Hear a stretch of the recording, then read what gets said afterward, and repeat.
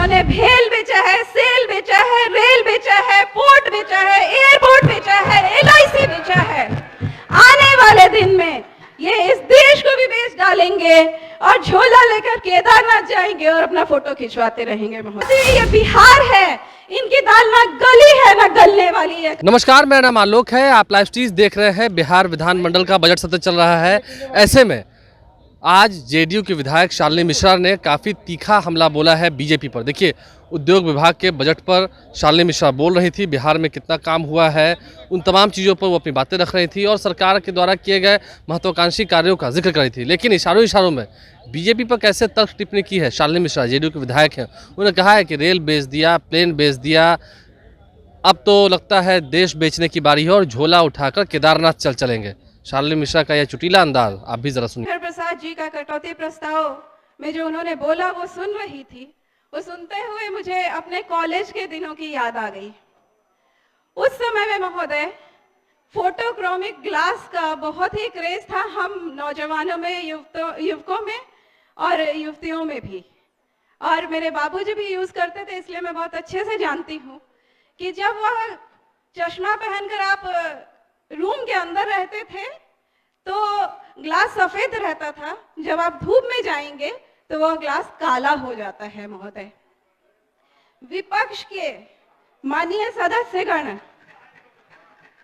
को मैं ये कहना चाहती हूँ कि फोटोक्रोमेटिक ग्लास का की याद मुझे इसलिए भी आ गई कि मैं उनके पिछले बार के भाषण को सुन रही थी, पिछले बार के भाषण को देख रही थी और उसमें मैंने ये देखा कि माननीय मुख्यमंत्री जी 2005 से लेकर अभी तक 17 सालों से सत्ता में हैं, जिसमें से बहुत मुश्किल से 3-4 साल ही भाजपा सत्ता से बाहर रही है। और जब भाजपा सत्ता में रही है तो उन्हें माननीय मुख्यमंत्री जी जैसा विकास पुरुष, ईमानदार पुरुष, कर्तव्यनिष्ठ इंसान और नेता कहीं नहीं मिला है। और उन्होंने माननीय मुख्यमंत्री जी को कहा है कि इनमें सारी काबिले हैं, सारी काबिलियत है जो उनको प्रधानमंत्री बना सकती है। महोदय, आज जो इनके उच्च सदन में एक बिहार के बड़े नेता हैं, संसद के उच्च सदन में हैं, जो आज पानी पी कर माननीय मुख्यमंत्री जी की आलोचना करते रहते हैं, उन्होंने तो यहाँ तक भी कहा कि माननीय मुख्यमंत्री जी प्रधानमंत्री बनने के मटीरियल है। महोदय, लेकिन जब ये सत्ता से बाहर चले जाते हैं तो इन लोगों को जैसे फोटोक्रोमेटिक ग्लास अपना रंग बदलता है, ये भी अपना रंग बदल देते हैं। महोदय, इनके सत्ता से जाने का फ्रस्ट्रेशन अभी गया नहीं है, ये बहुत फ्रस्ट्रेटेड हैं। ये सत्ता में रहना चाहते हैं। 2014 के बाद से तो इनकी और भूख बढ़ गई है। आपने सभी ने देखा है कि इन्होंने जिस राज्य में जनता ने इन्हें सत्ता से बाहर किया है, वहां खरीद फरोख्त कर अपने पालतू सरकारी एजेंसियों का यूज कर किस तरह से सत्ता में ये काबिल हो गए हैं माध्यम से। महोदय, ये बिहार में भी इन्होंने अपने सारे अलायंस पार्टनर्स जैसे CBI, ED, IT सबका उपयोग कर लिया, सारे जोर आजमाइश कर ली, परंतु महोदय यह बिहार है।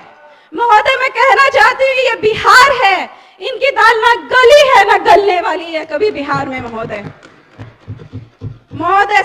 सत्ता से हटने का इनको इतना मलाल है कि इन्हें ना सच सुनना अच्छा लगता है ना सच बोलना अच्छा लगता है। माननीय मुख्यमंत्री जी ने सत्ता संभालने के बाद से इंडस्ट्रियल इन्वायरमेंट बहाल करने के लिए, स्मॉल और मीडियम इंडस्ट्रीज को बढ़ावा देने के लिए जो काम किया है, उन्हें यह पूरा देश जानता है। और ये विपक्ष के सदस्य अपने दिल पर हाथ रखकर कहें तो यह भी जानते हैं। और यही कारण है महोदय, 2021 में इंटरनेशनल ट्रेड फेयर में बिहार के उद्योग मंत्रालय को स्वर्ण पदक मिला था। महोदय,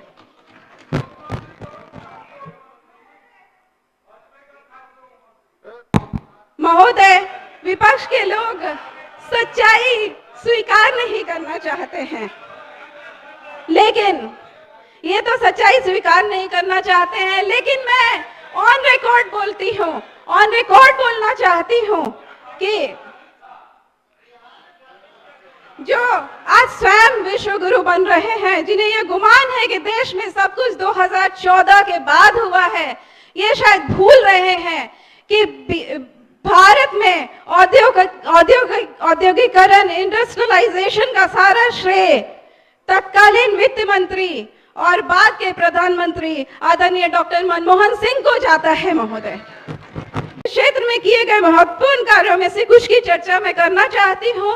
इथेनॉल का बहुत बड़ा प्लांट पूर्णिया में लगकर तैयार है, चल रहा है। 24 और प्लांट निर्माणाधीन है। और मैं यह भी कहना चाहती हूँ कि आप लोग सच्चाई नहीं स्वीकार करेंगे, लेकिन आदरणीय शाहनवाज हुसैन जी ने जो माननीय मुख्यमंत्री जी के जो उद्योग, बिहार के उद्योग के बारे में जो सोच थी, जो विकास के बारे में सोच थी, उसके सपने को साकार करने में बहुत ही रिमार्केबल काम किया है। और मैं खुशी से कहती हूँ, बहुत खुशी होती है यह कहकर कि अभी के वर्तमान उद्योग मंत्री आदरणीय श्री समीर महासेठ जी बखूबी इस काम को आगे बढ़ा रहे हैं महोदय।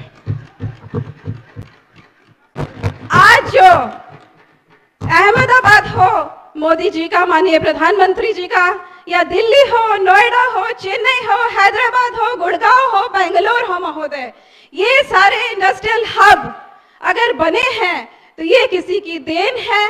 तो ये आदरणीय डॉक्टर मनमोहन साहब के लिबरलाइजेशन पॉलिसी की देन है महोदय, ये इनकी देन नहीं है महोदय।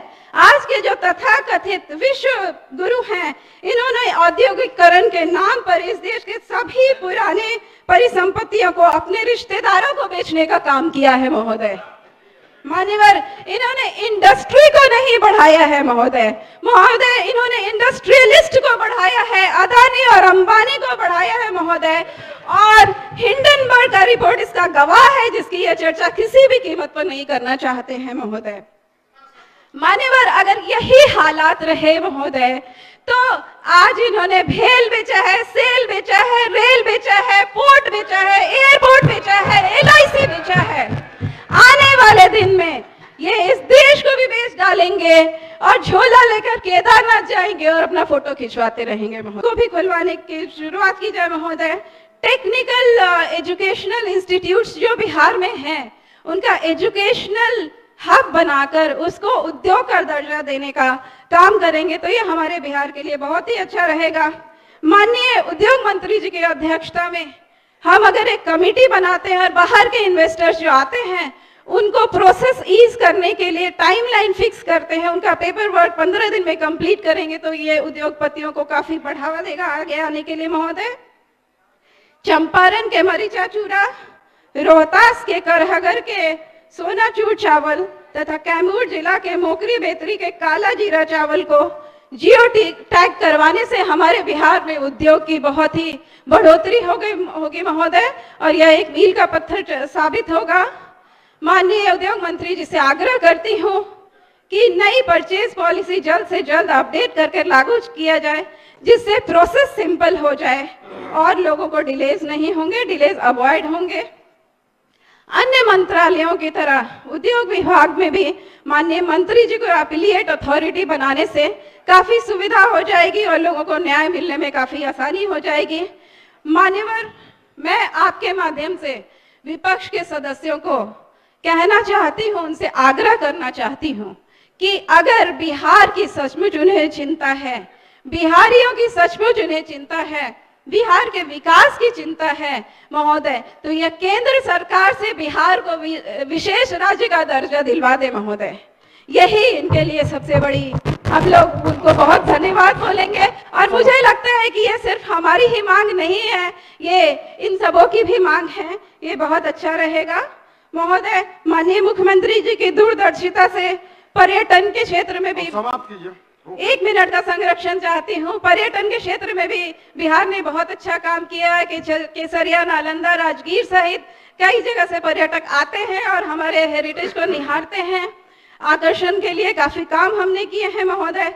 पिछड़ा, अति पिछड़ा और अल्पसंख्यक कल्याण के लिए भी काफी काम हुए हैं महोदय, जिसका भरपूर लाभ इन लोगों को मिल रहा है।